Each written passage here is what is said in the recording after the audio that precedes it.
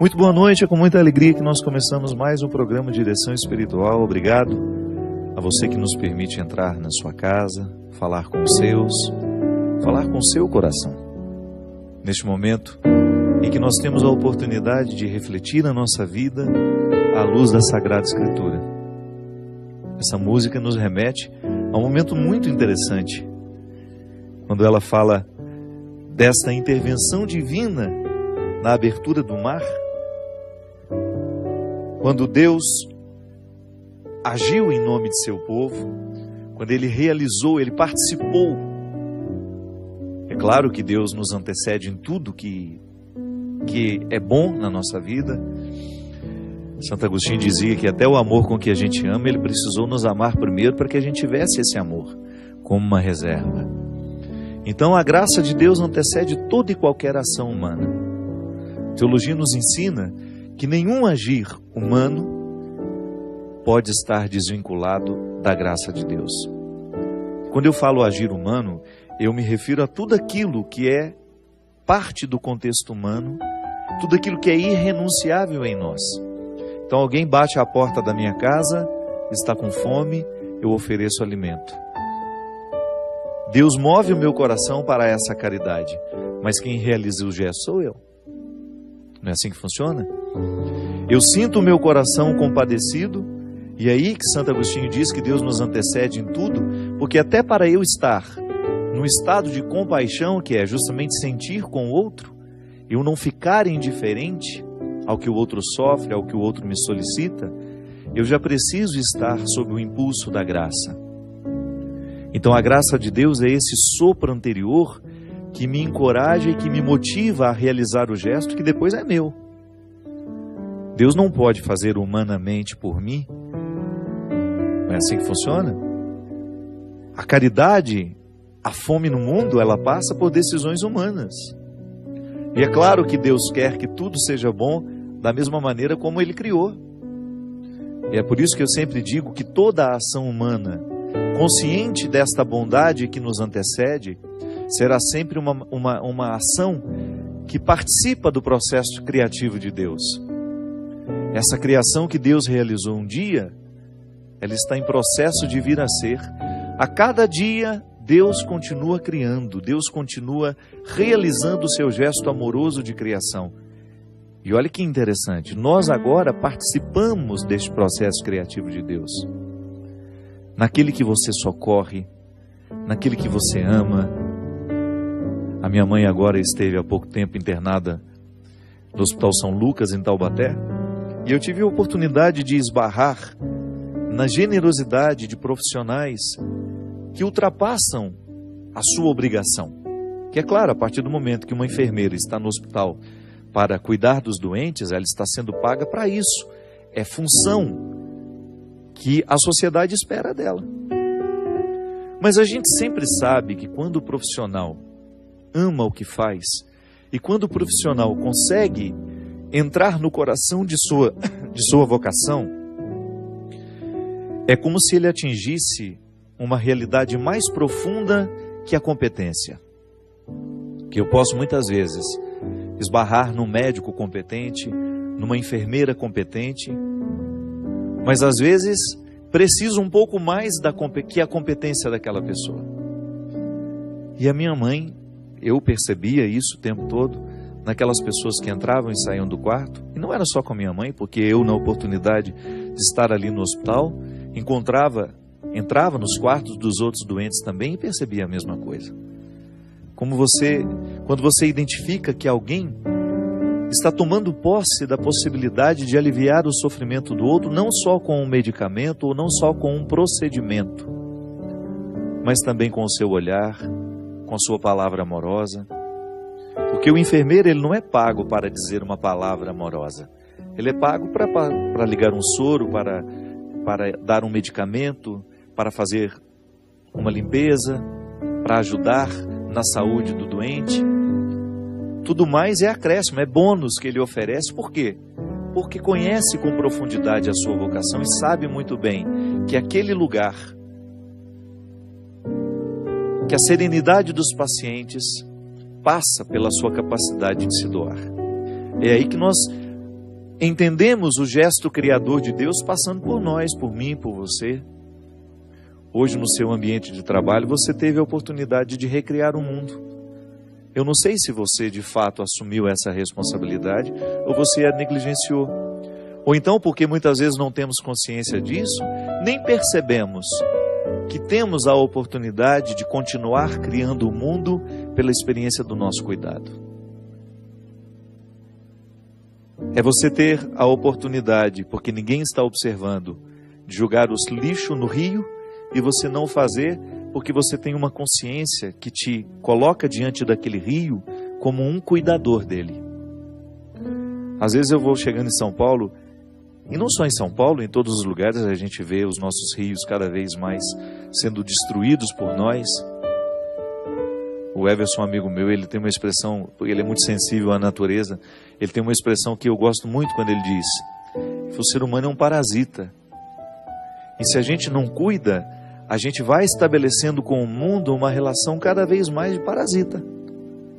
A gente suga tudo que ele tem e esquece de cuidar. Então, quando a gente vê um rio poluído, onde é que está a nossa responsabilidade em permitir que Deus continue criando aquele rio através do nosso cuidado? E é assim, por isso que a gente fica tão encantado quando a gente vê e encontra uma natureza preservada. Eu lembro que nessa última viagem que nós fizemos para a Itália, do nosso deslocamento que a gente fez até Cássia, a cidade de Santa Rita, a gente foi passando por lugares tão bonitos, e um rio cristalino cortando o tempo todo aquele nosso caminho. Uma oração que eu fiz: meu Deus, que ninguém descubra que este lugar exista, né? Existe. Que ninguém venha aqui macular essa natureza tão preservada. Minha gente, se cada ser humano tivesse a consciência da sua responsabilidade diante do mundo criado, nós não estaríamos vivendo este caos que a gente vive hoje, de recursos naturais, por exemplo. Não viveríamos hoje essa escassez de água, porque nós consumimos demais, nós não temos respeito pela natureza, nós desperdiçamos o tempo todo. Para a gente lavar um copo, a gente gasta quase 2 litros de água, ou mais. A gente vai escovar o dente, a gente larga a pia, a torneira ligada, como se aquele recurso fosse eterno. A nossa conversão deveria nos acender cada vez mais para essa consciência de que a realidade criada precisa do nosso cuidado. Em toda a história da salvação, Deus se coloca assim, como aquele que está ao lado, mas Ele nunca realiza por nós a função que nos cabe. É uma questão de maturidade. A mãe não pode fazer o dever de casa do filho. Ah, mas o meu filho está cansado, tadinho. Meu filho... Não. Quem precisa aprender as lições de casa, do dever de casa, não é a mãe, é o filho. O máximo que a gente pode fazer como pai é estar ali ao lado, dar um auxílio, motivá-lo para que ele se encoraje, para que ele não vá dormir sem fazer o dever de casa. Mas fazer por ele é um gesto de desproteção. A gente acha que está protegendo o outro com o nosso amor, nós estamos desprotegendo, porque a gente retira dele a oportunidade de aprender. Não só a lição do dia, nós estamos retirando dele a oportunidade de criar dentro dele uma responsabilidade com os compromissos que ele tem. E é claro que você não vai dar a uma criança de 2, 3 anos uma responsabilidade que ela não pode levar adiante. Mas é desde pequenininho que a gente vai ensinando os nossos filhos a responsabilidade com as coisas, atribuindo funções. Desde criança, por exemplo, ensinando que eles também são responsáveis pela limpeza da casa. Brincou? Temos até uma funcionária, mas vocês vão recolher os brinquedos que ficaram esparramados pela sala. Quando a gente vai ensinando aos nossos filhos as pequenas lições do cuidado, de alguma maneira nós estamos evangelizando-os para esta compreensão aqui. Deus sempre esteve ao lado do seu povo, mas não fez por ele o que ele deveria fazer. É como aquela passagem que Moisés está conduzindo a saída do povo do Egito, rumo àquela terra prometida que já estava desde muito tempo na cabeça e no coração deles. O tempo do exílio foi o tempo da escravidão, o degredo do corpo, da cultura, o esquecimento, né? Porque naquela escravidão eles não tinham o direito nem de rezar as suas rezas. Eles não eram livres. Então Moisés, porque recebe aquela missão, porque sente no íntimo do seu coração a voz de Deus, conduzindo a conduzir aquele povo num processo de retirada, rumo a essa terra prometida, se depara diante do mar. Então, entre o povo e os cavalos do cavaleiro, que já do faraó, cavaleiros, né, e cavalos que estavam vindo para pegar esse povo de volta, a mando do faraó, existiu o mar. Esse povo precisava transpor aquele mar, porque senão voltaria à escravidão do Egito. E Moisés reclama com o Senhor: e agora? O que eu faço? O que eu posso fazer aqui agora para ajudar este povo? Dá um jeito, né? Você me tirou de lá, você suscitou no meu coração que eu deveria libertar esse povo e agora estou aqui nessa enrascada. Resolve esse problema. Foi o que Moisés certamente deve ter pensado. E em Êxodo, capítulo 14, versículo 15, a resposta está dada de maneira clara e que serve para a gente pensar muita coisa na nossa vida hoje. O Senhor disse a Moisés: por que vocês clamam por mim? Por que vocês gritam por socorro? Dize aos israelitas que se ponham em marcha. Quanto a ti, ergue a tua vara, estende a mão sobre o mar e divide-o, para que os israelitas passem em seco pelo meio do mar.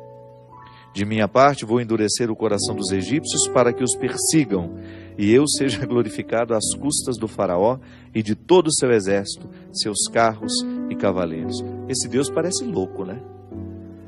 Porque você imagina, a situação já não está fácil. E ele ainda fala para Moisés que, além de não fazer o que diz respeito ao povo, porque justamente, eu não posso marchar por vocês. Parem de reclamar e coloquem o pé nessa água. E você trate de levantar essa vara, que é símbolo do poder espiritual, não do poder político. É o símbolo do poder espiritual, é o símbolo do pastoreio. Dá um jeito, Moisés, de descobrir naquilo que lhe foi dado a solução para esse problema que você tem. E ainda disse que iria endurecer o coração dos egípcios para que eles os perseguissem. Isso é, piorou um pouquinho mais a situação. Endureceu o coração dos egípcios para que eles continuassem a perseguição. Mas aqui existe uma sabedoria muito grande. Aí você retira essa aparente crueldade da Sagrada Escritura e começa a compreender Deus como o pai que confia na maturidade do filho, que confia que Moisés, que até então não havia decepcionado, não decepcionaria naquele momento, assumiria o seu pastoreio e iria retirar o povo daquela situação de escravidão. E foi justamente o que aconteceu. Quando o povo começou a se encorajar para colocar os pés naquele mar que assustava tanto, que se colocava como um impedimento para a liberdade, porque logo atrás dele estava Faraó, estavam os seus soldados de corações endurecidos, ameaçando aquele projeto de liberdade. Eu fico pensando, minha gente, quantas vezes na nossa vida nós também deixamos cair por terra um projeto de liberdade pelo simples fato de não termos coragem de colocar o nosso pé na água. Tantas coisas deixam de acontecer na nossa vida, tanta libertação deixa de se tornar uma realidade pelo simples fato da gente não ter coragem de desafiar os mares que nos amedrontam, que nos ameaçam. Nunca vi uma pessoa ficar grande, tendo medo e não dando passo a gente. Nunca vi uma pessoa vencer-se vencer as dificuldades da vida acomodada em seu contexto. Será sempre uma atitude de coragem, de colocar o pé naquele lugar que nos amedronta. A psicologia nos ensina que para a gente vencer um trauma, nós temos que olhar de frente. Quanto mais a gente tem medo, mais aquela realidade que nos amedronta ganha poder sobre nós.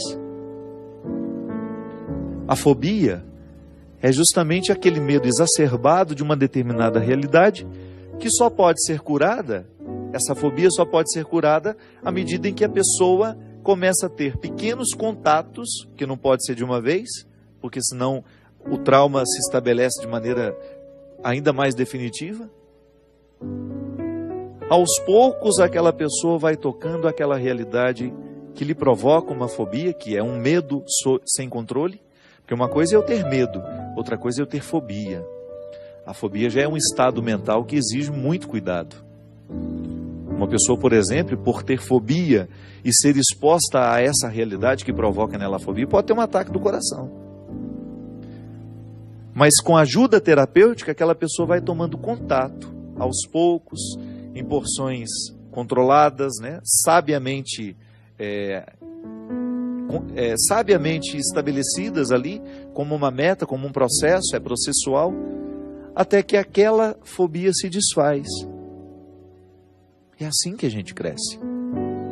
Às vezes a gente olha o mar, acha ele grande demais, mas à medida em que a gente arrisca colocar o nosso pé na direção daquele grande desafio que até então nos amedrontava, a gente vai se encorajando, se encorajando, se encorajando, até estar do outro lado.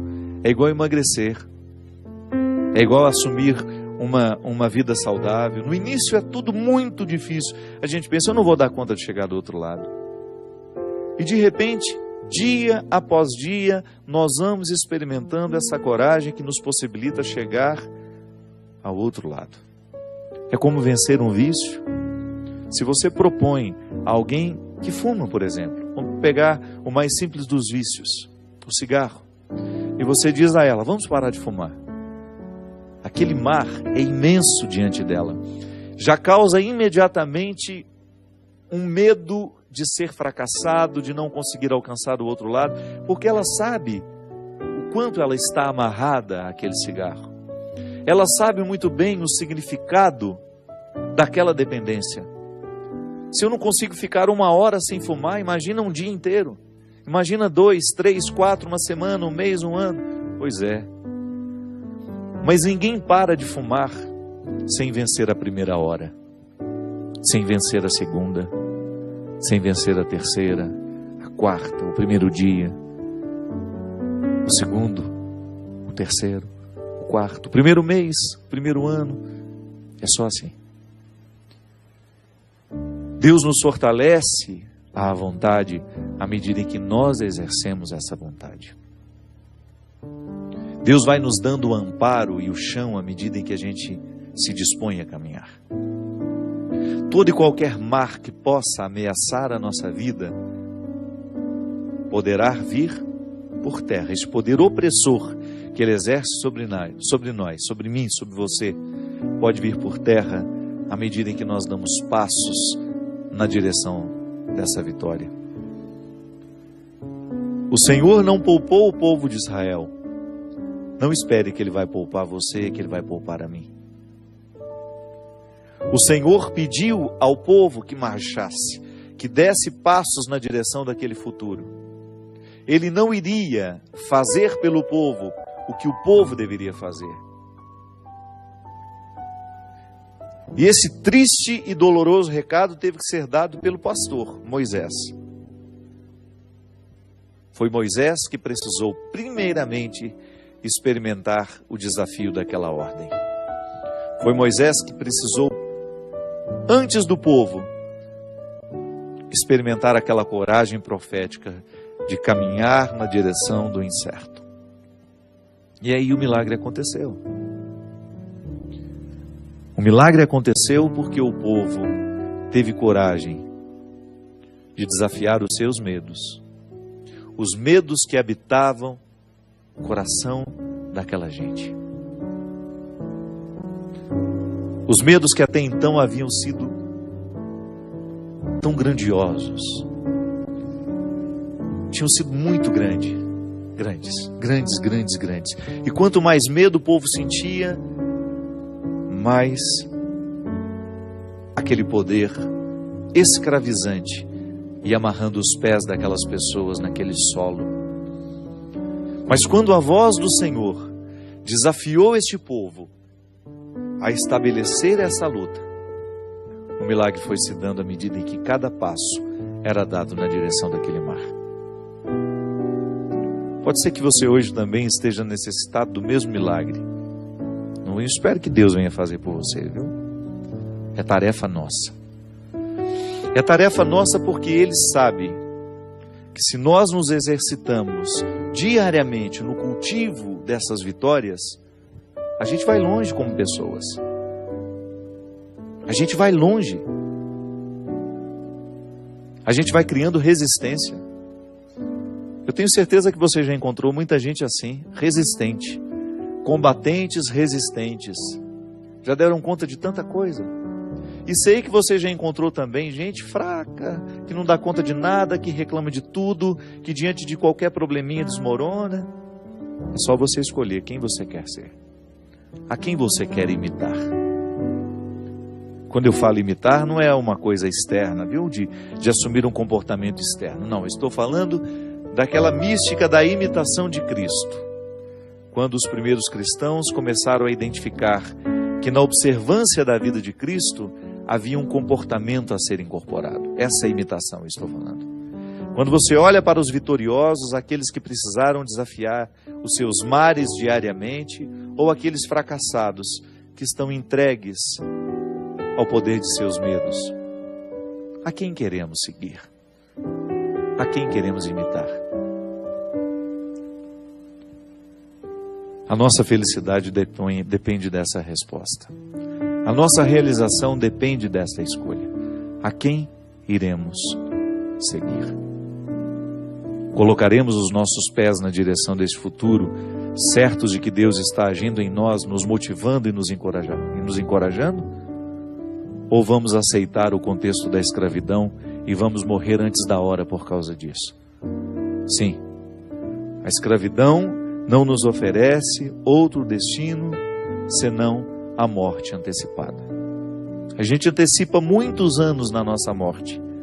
Toda vez que a gente descuida do nosso corpo, toda vez que nós assumimos hábitos viciosos, toda vez que a gente perde a oportunidade de criar, de dar continuidade ao processo criativo de Deus, que foi iniciado no ventre da nossa mãe, quando nós fomos soprados, quando recebemos o sopro inaugural, que só vai terminar no dia em que nós dermos o último suspiro. É um projeto bonito para se viver. Colocar a nossa vida em constante processo de deslocamento, de superação, de luta e de vitória. Nós vamos para um rápido intervalo e a gente volta já já com o programa Direção Espiritual.